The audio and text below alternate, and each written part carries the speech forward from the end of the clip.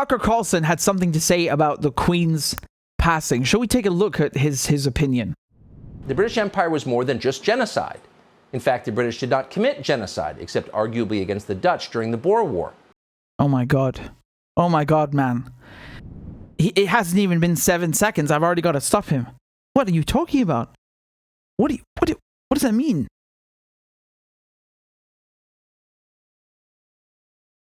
Does he know how many Indians that were killed? Kenyans? How many people we put in they like to call them detention camps, internment camps, they're concentration camps, the same thing, right?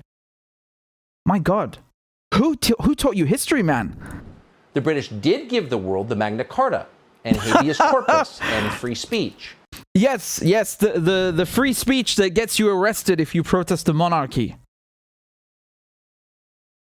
That free speech, several people have been arrested for protesting the monarchy, and they're charged with breach of the peace, which sounds, as medieval as it sounds.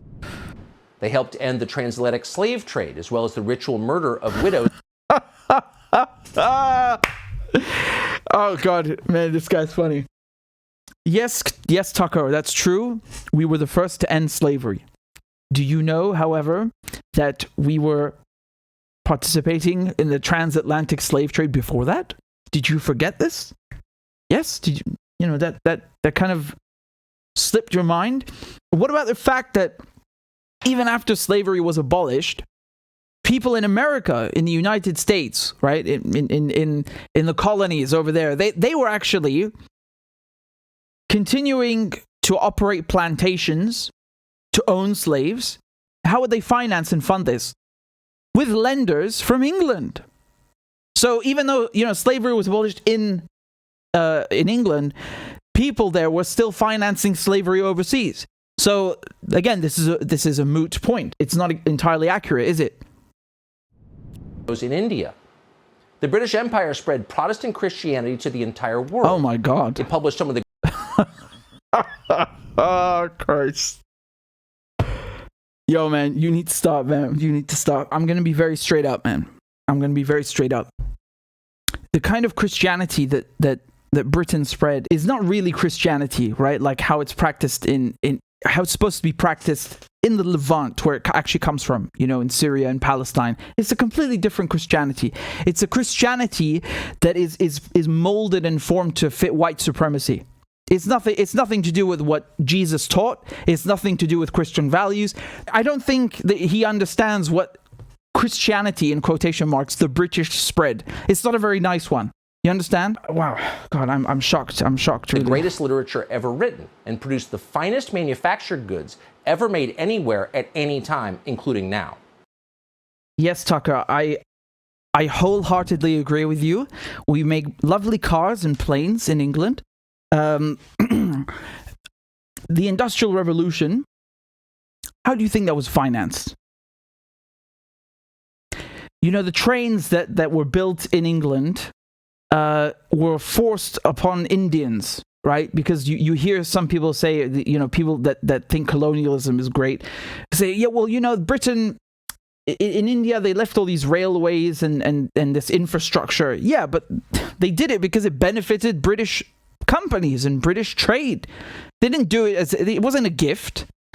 So all these manufactured goods, all these spices, all the tea, all of the cotton, all of the fucking people, the enslaved people that were, literally ripped away from their cultures and their lands and taken off and put into slave ships. What are you talking about? Those goods? It was an impressive place run by impressive people. We will see many empires going forward, but we will never see one so benign. Tucker, you're breaking my heart. You're breaking my heart, Tucker. If we're so benign, why did you leave? Come back. Come back. Right? You guys fought for independence, and now you're saying that it was an impressive place run by impressive people. I'm flattered. Please come back, Tucker. We miss you. What the hell does that mean?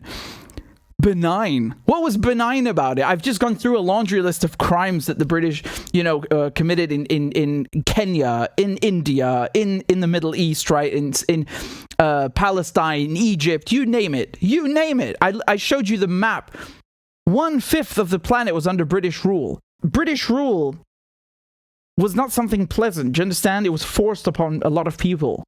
So there's nothing benign about imposing yourself on others and taking their land. I really, I don't understand this. Here, it continues. It continues, the clip. The very least you can say about the English is that they took their colonial responsibilities seriously. They didn't just... You're right. You're right. I do. I take it very seriously, Tucker, and I'm calling it out. You should be doing that too. Just take things. They added. When the U.S. government withdrew from Afghanistan after 20 years, we left behind airstrips, shipping containers, and guns. When the British pulled out of India, they left behind an entire civilization. Oh a my language, God. a legal system, schools, churches, and public buildings, all of which are still in use today. Here's the train station the English built in Bombay, for example. There's nothing like that in Washington, D.C. right now, much less in Kabul or Baghdad. Today, India is far more powerful than the UK, the nation that once ruled it. And yet, after 75 years of independence, has that country produced a single building as beautiful as the Bombay train station that the British colonialists built? No, sadly, it has not. Not one. I'm done. I'm done. I don't know what to say. Tucker, that train station was built so that British people could transport goods which they profited of. It wasn't built because they like building nice buildings for Indians. Do you understand this concept? Someone made a great analogy out of this. I forgot who said this, but it's like if I come into your house and I build a ramp on your front door, and I start wheeling shit out of your house, stealing your stuff, and then I say you should thank me for building this beautiful ramp at your doorstep. That's literally what's going on here. The train stations, the railways were built so Britain could steal and plunder from India. You understand? That's it. They were not gifts. As a matter of fact, the Indians had to pay for them. They had to buy British trains. 14,000 trains, right? I mean, this is... Come on, man. These are not state secrets. It's not a conspiracy theory. This is common knowledge. You can go and read this yourself in books. And you can read this online. These are not secrets. How do you not know this? I want to show you something else that's just as cringy. The U.S. Congress, the building, the Capitol, they lowered their flag, the American flag, at half-mast when the Queen died. And I posted this on Twitter. I mean, wow. Wow. They fight a war of independence from Britain, and then they commemorate the British Queen. I don't understand this. If you think Britain is so impressive, why don't you come back to us, Tucker? We'll take you in. Don't worry. But seriously, this is just weird. It's insulting, actually. It's not just weird. It's really insulting. If I were Indian and listening to this, I would be offended. I would throw something at the TV. I'm not Indian, and I still want to throw something at the TV. When Tucker Carlson, he brings on people like Glenn Greenwald, it's lovely, and he brings on people that say anti-war things and criticize U.S. imperialism. That's lovely. I just don't understand this segment right here. This is so weird, and historically illiterate. He talks about the language, the legal system, the schools, the churches, and public buildings that are still in use today. Yet, once again, man, they were forced on Indians. Do you understand this? They were forced upon them. And again, decolonization, well, so-called decolonization. You guys know that the world is not actually decolonized. But 1947, right, when India became independent, is not that long ago, so it's normal that you still have British influence there. As a matter of fact, if you look at the way the French did things, the French made sure that even after they had, quote-unquote, decolonized certain countries, in Africa particularly, that they would continue to maintain French influence over there. What do you think Britain is doing? There are about 50 countries, I think it's 53 countries that have English as an official language today. Once again, English did not fall out of the sky. They did not just randomly decide to adopt English. English was forced upon them. And yes, I love English. English is a magnificent language. I think it's the best language. But that doesn't mean that people wanted it, Tucker. God, that's not how colonialism works. You can't just destroy someone's culture and then say like, hey, we did you a favor. See, you speak English now. Maybe it's a favor to you. It's not a favor to them. Oh man, I'm shocked. I'm really depressed when I see stuff like this. I expect better than that. Come on. I'm just bewildered. I'm seeing people from all over the world, from countries that were colonized by Britain, who are like just, dying to defend the empire. They're dying to worship the Queen. Why are you doing this? This is embarrassing. You're American. You're independent from Britain. Why are you salivating and groveling over British monarchy? What's wrong with you? What's wrong with you, man?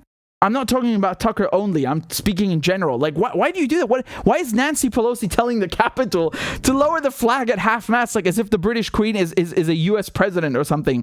Like she's your head of state. She's not. That's the whole point. You literally fought to be independent from us. What are you doing? What are you doing? Again, I understand you have a U.S. president who's dead. I completely understand. That's normal. But a British Queen,